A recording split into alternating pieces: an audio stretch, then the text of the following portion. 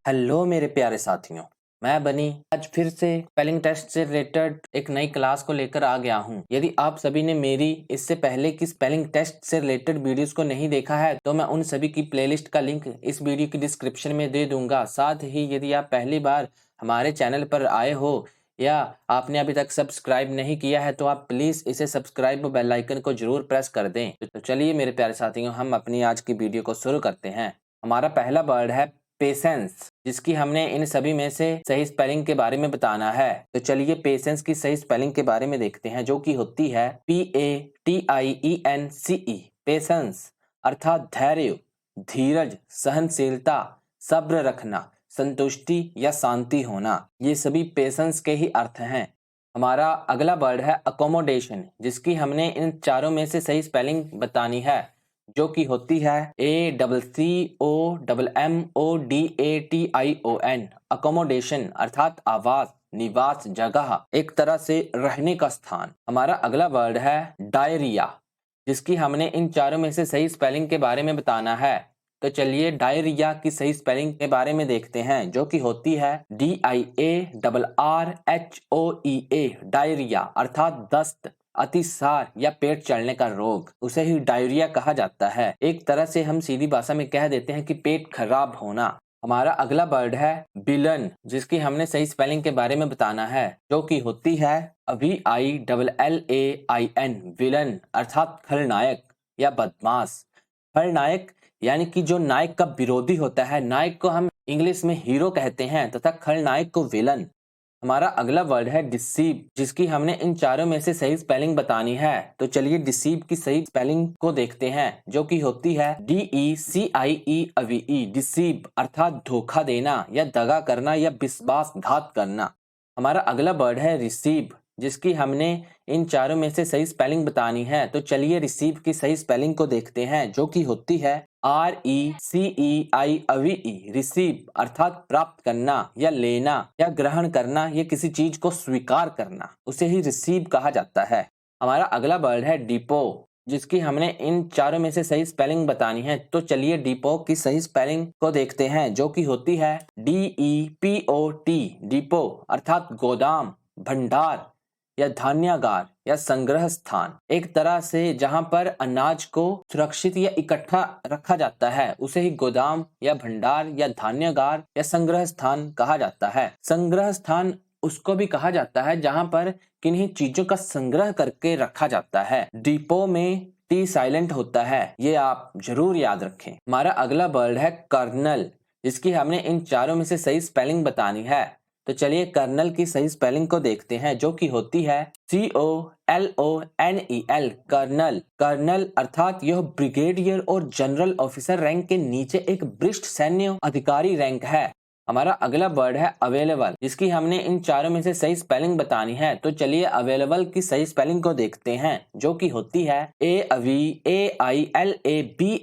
Available अर्थात उपलब्ध या मौजूद होना। हमारा अगला वर्ड है ग्रीफ, जिसकी हमने इन चारों में से सही स्पेलिंग बतानी है। तो चलिए ग्रीफ की सही स्पेलिंग के बारे में जानते हैं, जो कि होती है GRIEF। ग्रीफ अर्थात दुख या शोक या खेद या मातम या व्यथा, ये सभी ग्रीफ के ही अर्थ होते हैं।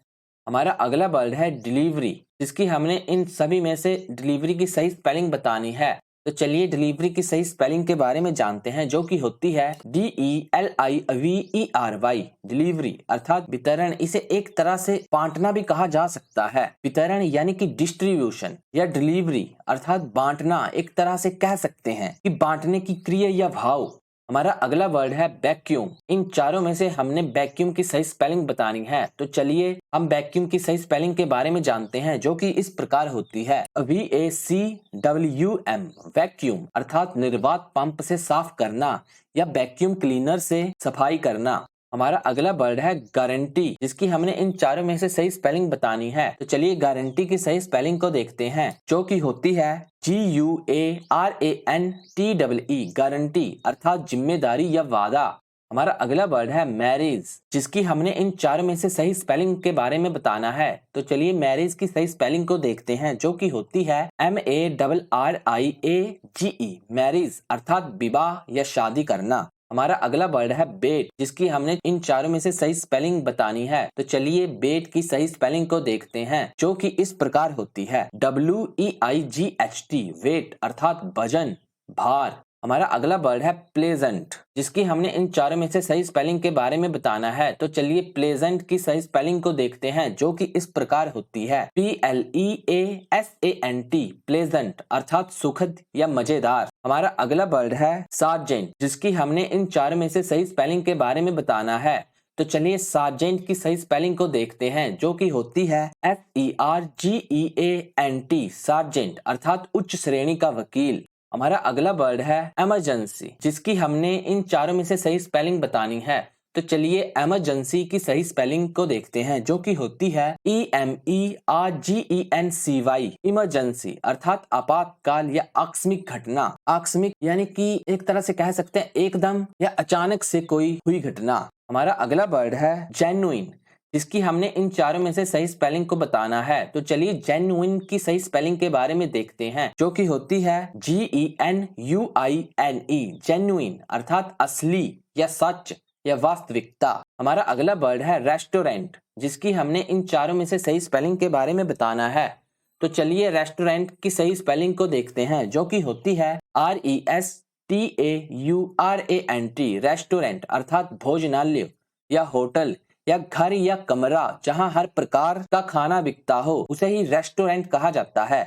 हमारा अगला वर्ड है ग्रामर, जिसकी हमने इन चारों में से सही स्पेलिंग के बारे में बताना है। तो चलिए हम ग्रामर की सही स्पेलिंग को देखते हैं, जो कि होती है GRAMMAR, ग्रामर अर्थात व्याकरण।